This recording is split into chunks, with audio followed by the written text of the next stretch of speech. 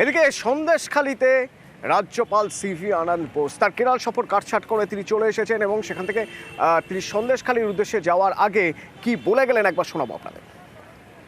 I was in Kerala organizing a week-long Bengal festival there to showcase the best that is there in the culture and heritage of this great land.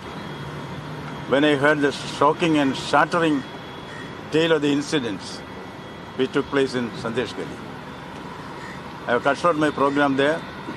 I'm going to Sandeshgali to see for myself what is a real Sandesh from the gullies of Sandeshgali. এদিকে যখন রাজ্যপাল সন্দেশখালী যাচ্ছেন মিনাখায় রাজ্যপালের convoy আটকে বিক্ষোভ 100 দিনের বকেয়ার দাবি জানিয়ে বিক্ষোভ প্ল্যাকার্ড হাতে অন্তত 16 জায়গায় বিক্ষোভ। অনুপ প্রতিনিধি আমার সঙ্গে রয়েছেন, কি অবস্থা অনুপ?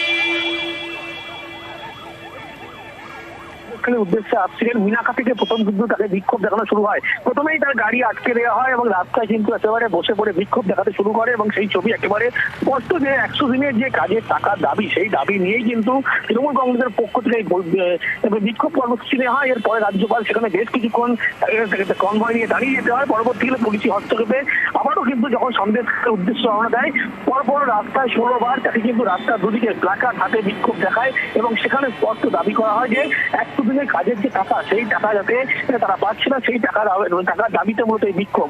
এরপরেই রাজ্যপাল ইতিমধ্যেই সন্দেশখালী ধামাখালীতে এসে পৌঁছেছে এবং কিছুক্ষণের মধ্যেই তিনি কিন্তু একেবারে সন্দেশখালীর উদ্দেশ্যে পৌঁছবেন। মূলত সুন্দরবন পর্যটন যে আবাস, সেই আবাসের অফিস, সেখানে একটি বিশ্রাম করার পর একটি বৈঠক তিনি ছাড়বেন এবং রাজ্য সুন্দরবন বসিরহাট ডিভিশনের একাধিক পুলিশ আধিকারিক, পুলিশ জেলার পুলিশ সুপার থেকে শুরু করে অ্যাডিশনাল এসপি প্রত্যেকে কিন্তু তারা এখানে উপস্থিত রয়েছেন এবং এখানে বৈঠক করছেন প্রথমে রাজ্যপাল।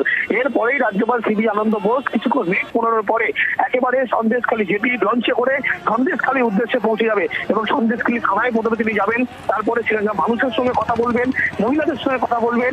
তার পরবর্তী ক্ষেত্রে ঝেলিয়াখালী যে গ্রাম, যেখানে জেটিতে গন্ডগোলের সূত্রপাত ছিল, বাড়িতে আগুন, পোল্ট্রি ফার্মে আগুন ধরিয়ে দেওয়া হয়েছিল, সেখানেও তিনি যাবেন এমনটা। তার আগে কিন্তু একেবারে এই সন্দেশখালীর গোটা যে পরিস্থিতি কি হয়েছিল এবং এখন যে পরিস্থিতি, ইন্টারনেট পরিষেবা যেহেতু বন্ধ এখানে, এই সমস্ত জেলার যে পুলিশ সুপার তার সঙ্গে কথা বলছেন। সুন্দরবন পর্যটন আবাস যে দপ্তর, সেইখানেই কিন্তু ইতিমধ্যে তিনি এসছেন এবং এখানে এখনো পর্যন্ত বৈঠক করছেন।